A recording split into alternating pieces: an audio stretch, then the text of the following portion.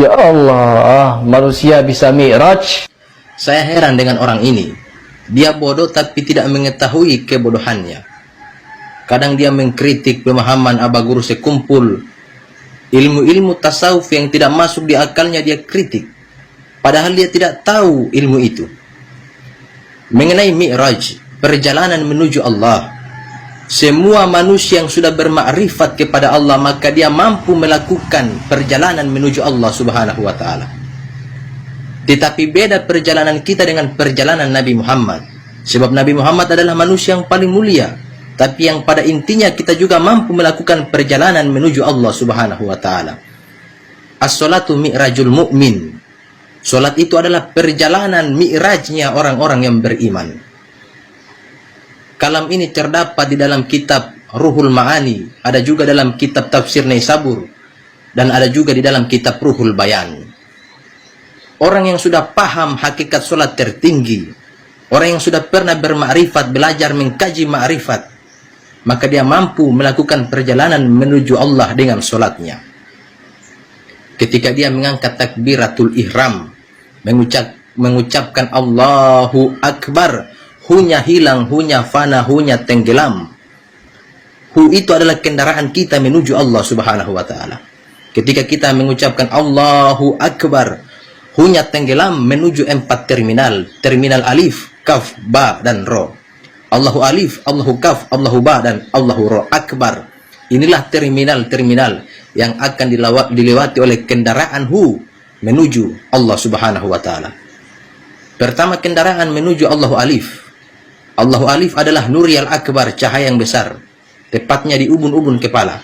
Kemudian melanjutkan lagi perjalanan menuju Allahu Kaf, Baitul Kursi, tepatnya di kerongkongan manusia. Kemudian melanjutkan lagi perjalanannya menuju Allahu Ba, Baitul Maqdis.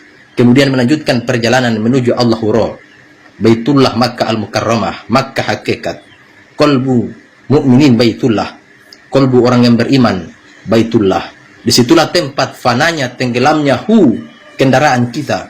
Kita tenggelam di negeri rasa, sehingga sana Nur Muhammad, kita berjumpa Allah dengan rasa. Inilah hakikat sholat tertinggi. Bagi orang yang sudah belajar, bagi orang yang sudah paham, bagi orang yang sudah mengkaji ma'rifat. Orang yang tidak sampai ilmu ini, dia tidak akan paham. Sampai kapanpun dia tidak akan paham. Si hari ini ilmunya belum sampai di sini, sehingga dia tidak paham dengan ilmu-ilmu seperti itu. Di dalam kitab Fijilalil Quran yang ditulis oleh Sayyid Safiq, yang ditulis oleh Sayyid Kutub, beliau berkata, solat itu mengandung 3 makna, silatun liqaun dan waslu. Solat itu merupakan silaturahmi seorang hamba dengan Tuhannya. Solat itu liqaun, persambungan, pertemuan seorang hamba dengan Tuhannya. Dan solat juga adalah waslu, persambungan hati seorang hamba dengan Tuhannya Allah. Ini hanya bisa dipahami oleh orang-orang yang paham, oleh orang-orang yang sudah pernah belajar hakikat sholat tertinggi. Kita berjumpa Allah, tapi kita tak mampu memandang wujudnya Allah. Kita tidak mampu memandang zatnya Allah. Nabi Muhammad saja ketika selesai Isra Mi'raj ditanya, apakah engkau melihat Tuhanmu? Nabi Muhammad berkata, tidak, karena ada cahaya yang menghalangi penglihatanku. Tapi kita berjumpa Allah dengan rasa. Ini mengenai rasa. Tidak semua orang paham ilmu-ilmu seperti ini. Si hari ini ilmunya tidak sampai di sini, makanya dia tidak akan paham. Makanya dia mengkritik ilmu-ilmu seperti ini. Bukan berarti dia pintar, tapi kebodohan. Tapi karena dia bodohlah, akhirnya dia mengkritik ilmu-ilmu seperti ini. Kadang dia mengkritik Aba Guru sekumpul, padahal ilmunya dengan Aba Guru sekumpul tidak ada apa-apanya.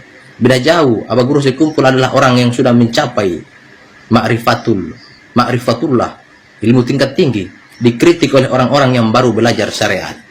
Jadi pesan saya untuk Heri, jika kamu tidak tahu sesuatu, maka lebih baik diam. Jangan kamu mengkritik sesuatu yang tidak kamu tahu ilmunya. Wala takfu ma laysa laka bihi ilm. Jangan membicarakan, jangan melakukan, mengkritik sesuatu yang tidak kamu tahu ilmunya. Perluas ilmumu. Bertanyalah kepada orang paham supaya engkau paham. Fas'alu ahla dzikri in kuntum la ta'lamun. Tanya kepada orang yang tahu supaya kamu tahu. Jangan asal kritik. Sama saja engkau memperlihatkan kebodohanmu kepada umat.